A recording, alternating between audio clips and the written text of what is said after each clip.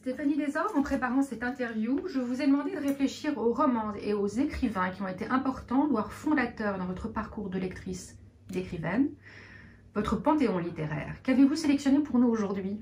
Alors, je vais commencer par l'écrivain qui m'a donné envie d'écrire. Le livre que j'ai lu petite fille, que j'ai adoré, qui m'a ouvert les portes de la littérature. Je ne sais plus quel âge j'avais. Je sais juste que ce livre a été le début de tout. Alors, voilà. Quo Vadis, Sienkiewicz. Le livre qui m'a ouvert un monde. C'est-à-dire, j'ai ouvert un livre, j'ai découvert un monde qui était magnifique. Et à partir de là, tous les autres ont été magnifiques. Donc, il y a eu lui, le premier. Je ne sais plus quel âge j'avais, j'étais pas très vieille. Et après, il n'y a eu que des livres romanesques, parce que c'est ce que j'aime. On parlait tout à l'heure de panache, d'élégance, d'histoire. Après, il y a eu les Jalna. Je vous en ai sorti qu'un, il y en a je ne sais combien. C'est tout ce que j'aime. Une histoire de famille, des secrets de famille, des gens qui s'adorent et se détestent, quelques homosexuels, 2 ou 3 meurtres, tout ce que j'aime. Il y a les Jalna, il y a un prix Nobel. Alors, la dynastie des Forsyth, Galworthy. J'ai adoré Galworthy. Alors sachez, il ressort, Galworthy, les Forsyth ressortent à l'Archipel en 2021. Je trouve ça tellement formidable qu'on ressorte des livres comme ça. Demandez à quelqu'un dans la rue qui est Galworthy. Combien vont vous dire c'est un écrivain? Combien vont être capables de vous donner le nom de ses livres? Pas beaucoup, je crois, malheureusement. Et donc ça, ce sont les livres qui m'ont emporté. Je lisais tout le temps quand j'étais petite. Mes parents, j'ai eu une enfance absolument merveilleuse, je ne vais pas vous raconter, mais c'était merveilleux. Et mes parents nous emmenaient en vacances tout le temps. Dans les plus beaux pays du monde, on partait en voiture, parce que ma mère déteste l'avion.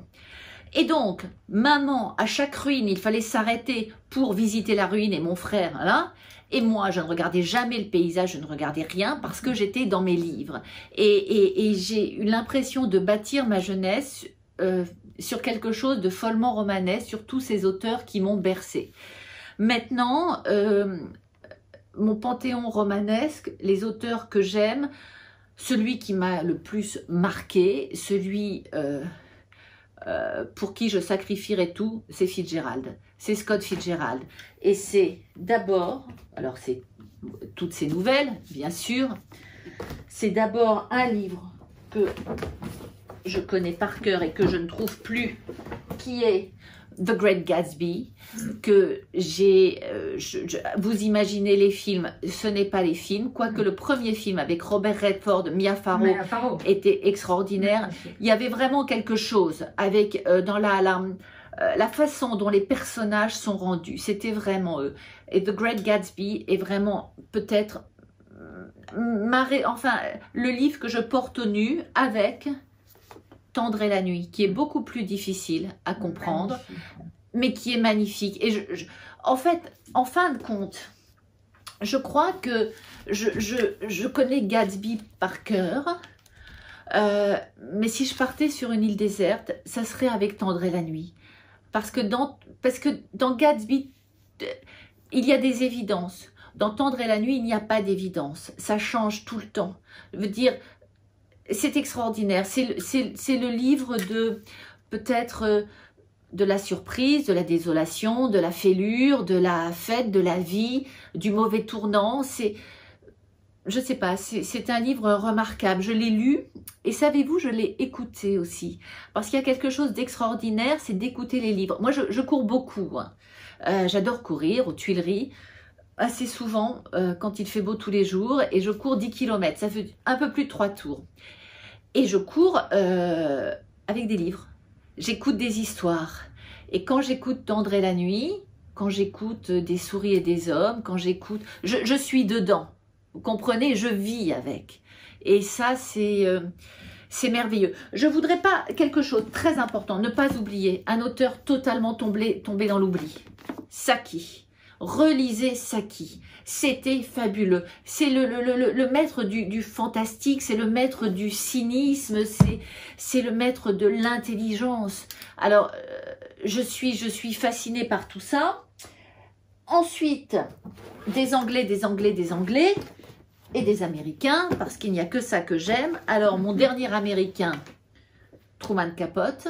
Sans Truman Capote, j'ai l'impression de ne pas exister. J'aime ce qu'il écrit, j'aime l'homme, j'aime sa méchanceté, j'aime la façon dont il a terminé sa vie, j'aime le coup qu'il a fait à Baby Pele, Gloria Guinness, etc. en écrivant une histoire absolument dramatique qui s'appelait Prières exaucées. J'aime tout ça. Après, une révélation aussi quand j'étais jeune, les Brontë, surtout Léo de Hurlevent. Plus effectivement Émilie que Charlotte, oui, plus Léo de Hurlevent. C'est fascinant, Léo de Hurlevent. Vous y êtes allé? Moi, j'y suis allée. Je suis allée à Haworth. Alors, Haworth, c'est extraordinaire. Vous arrivez à Haworth, dans le nord de l'Angleterre, dans le Yorkshire. Alors déjà, il pleut, d'accord? Et une pluie glaciale. Les pavés sont glissants. Noir, très noir, et vous montez ces pavés, et vous arrivez au presbytère, mais vous n'y arrivez pas tout de suite, parce que d'abord vous devez traverser le cimetière, et les tombes sont noires, parce que sur les tombes il y a des corbeaux, et enfin vous entrez dans le presbytère. Vous savez qu'elles n'en sont jamais sorties, ou du moins si peu, elles sont parties un peu en Belgique, mais vraiment très très peu, et vous êtes dans ce presbytère. Et là, vous comprenez vraiment ce qui s'est passé chez les Brontë. Elles ont quitté les pensionnats dans lesquels elles étaient parce que leurs sœurs y sont mortes. Et donc, le père a gardé ses enfants avec lui. Charlotte, Anne, Émilie et le fils Branwell. Et alors, à cette époque-là, il n'y a pas de télévision, il n'y a pas de... Enfin, il y a des journaux, mais enfin si peu. Et donc, quel est leur jeu ? C'est d'écrire des histoires. Et ils ont créé un monde.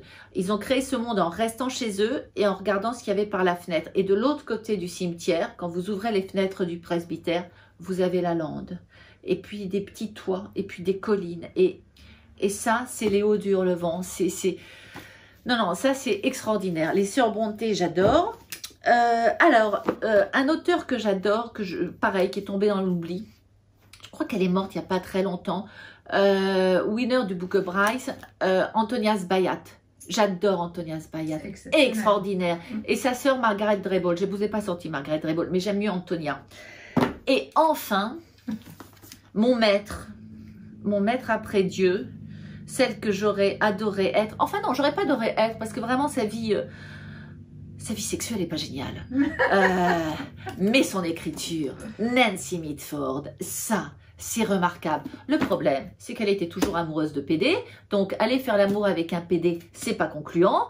Après, elle est tombée amoureuse de Palevski. Mais Palevski se fichait d'elle, pardon. Donc non, c'était pas concluant. Elle est morte très triste. Mais ses livres... Alors, il va y avoir une merveilleuse adaptation de l'amour dans un climat froid. Et à la poursuite de l'amour et l'amour dans un climat froid, il va y avoir une merveilleuse adaptation qui est en train d'être tournée par la BBC. La BBC sont les meilleurs. C'est vraiment remarquable. Avec Lily James. Vous vous souvenez de Lily James, celle qui joue Rose dans Downton Abbey, et avec ce gars que j'adore, qui est Dominic West. Dominic West, il joue dans The Affair. Voilà, absolument magnifique. Voilà. Et donc, j'ai hâte. Et puis, ah oui, pardon, j'ai oublié Shakespeare. Excusez-moi, Hamlet. Shakespeare, voilà. Donc, je ne vais rien vous dire, Shakespeare. J'ai eu de la chance de faire des études sur Shakespeare, donc à l'époque, maintenant j'ai oublié, mais je savais lire en anglais Shakespeare. Et surtout, j'allais chaque année au festival de Stratford. J'y allais au mois d'avril. Je crois qu'il est né et mort le même jour. Je crois que c'est le 16 avril. Enfin, peut-être je me trompe de quelques jours, mais enfin, c'était en avril. Et alors, à Stratford, en avril, c'est extraordinaire parce que vous avez le théâtre principal, qui est Manor House, et vous avez le petit théâtre qui est le Swan, et là vous avez des troupes qui sont là et qui jouent les pièces, et c'est extraordinaire, et qui jouent d'autres pièces aussi. Mais non, j'ai adoré pendant des années aller au festival à Stratford. Merci Stéphanie. J'ai encore trop parlé. Non, surtout pas. J'ai l'impression d'être à The Great Gatsby. Il y a des bulles de champagne, on arrive chez vous, il y a des bulles de champagne, c'est merveilleux. Merci.